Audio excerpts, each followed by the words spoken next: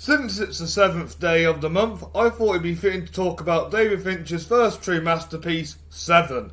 This film has been one of my favourites since I was a teenager, and since it turns 30 this year, what better time to revisit it?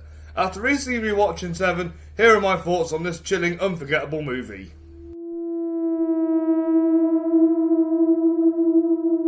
The premise is gripping. Two detectives on their only case together are hunting a serial killer whose murders are inspired by the 7 deadly sins. The concept alone is haunting, but what really draws you in is the writing. The way the story unfolds keeps you fully engaged, pulling you deeper into the twisted mystery. Without getting into spoilers, that ending is one of the most shocking, gut-punching finales in film history. It lingers with you long after the credits roll.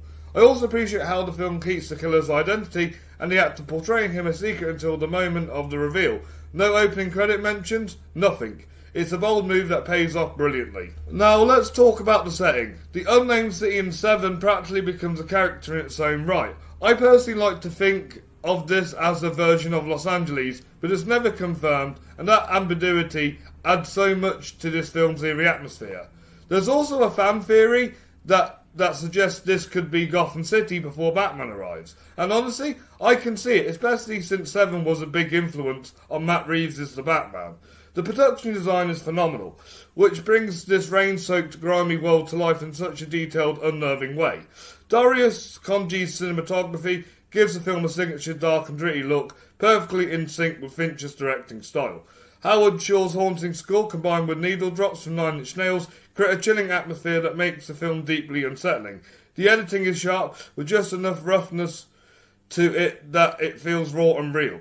It flows smoothly, while still keeps that edge. It's a bold strategy, Cotton. Let's see if it pays off for him. Despite being a crime thriller, Se7en borders on horror, especially with its disturbing crime scenes and bleak tone. There's one jump scare at the crime scene that still gets me no matter how many times I've seen the film. It's a perfect example of how horror elements integrate naturally into a dramatic narrative. Brad Pitt and Morgan Freeman are phenomenal here. They don't feel like movie stars playing cops, they feel like real detectives. Pitt brings emotional volatility, while Freeman anchors the film with wisdom and quiet intensity. Their chemistry is fantastic. The supporting cast, Gwyneth Paltrow, Richard Roundtree, Ali Ermey and John C. McGinley are all great. And of course, you have the actor who plays the killer. If you know, you know. If you don't, please go in blind. Don't Google it.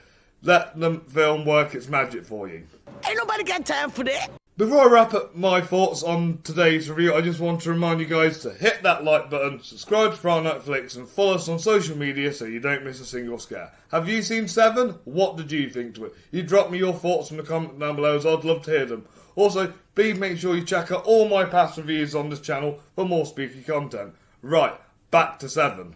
Overall, Se7en is arguably one of David Fincher's greatest films and the movie that truly cemented him as a masterful director. The story, cinematography, production design, score, editing and acting all come together to make this a timeless classic that dances on the edge of horror.